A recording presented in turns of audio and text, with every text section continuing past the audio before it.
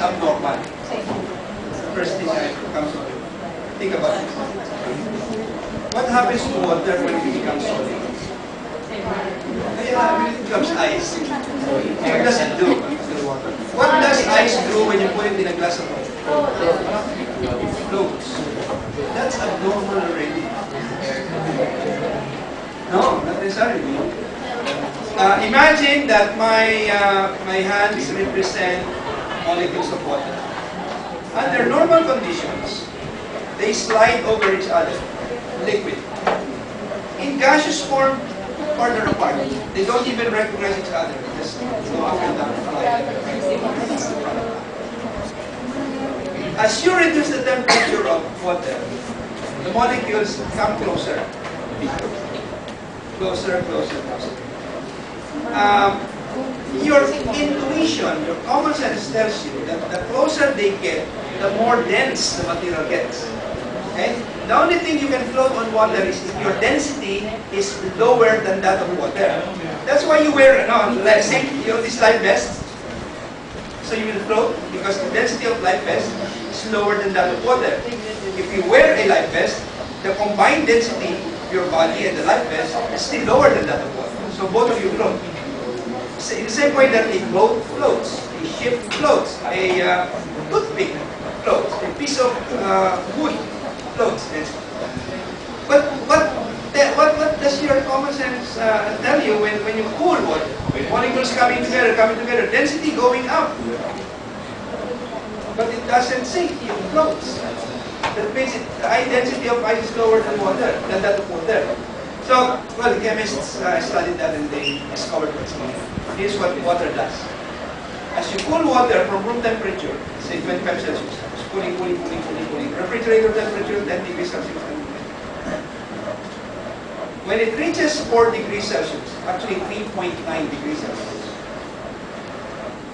it stays like that. Then if you cool it some more, it begins to expand. Weird. Why do you do that? Other substances don't do that. When you cool, they just keep on shrinking until they can't shrink anymore. Because if you cool further. Water, if you cool it below 3.9 degrees Celsius, it begins to expand. When it reaches 0 degrees Celsius, it locks. Frozen. Expanded. More than water, liquid. More than liquid. And so it flows. Okay, so what? Big deal. So what if we know that water has, that ice has lower density than water? What can you think of a global consequence if water does not do that? What if ice doesn't float on water?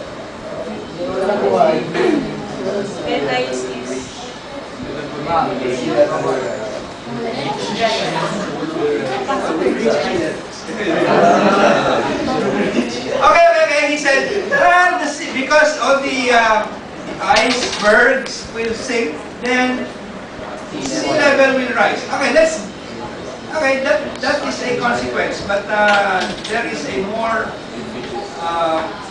profound consequence more than that. But that's true. That will happen.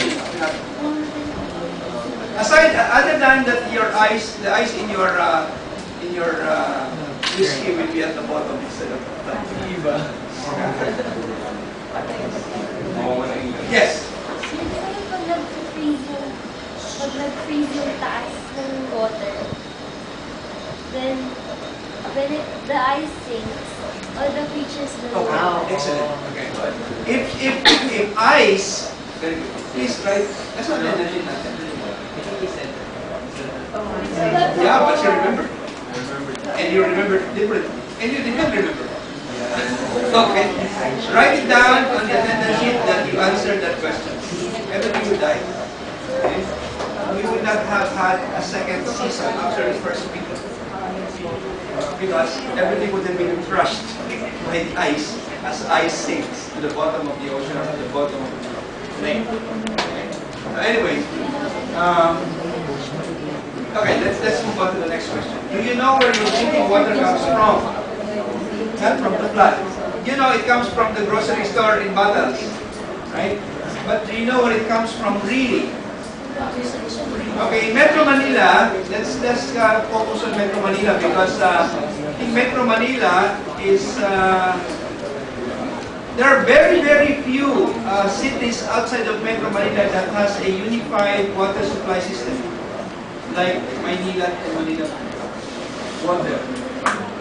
Most cities, who wants to describe your, in my hometown where I was born, Candelaria, Quezon, we had our own deep well, 7 feet, no, 10 feet na yata ngayon, deep well, where my parents have been pumping water since I was born. And they're still pumping water out of that well up to now. Potable water. You can drink it. In Manila, you cannot do that.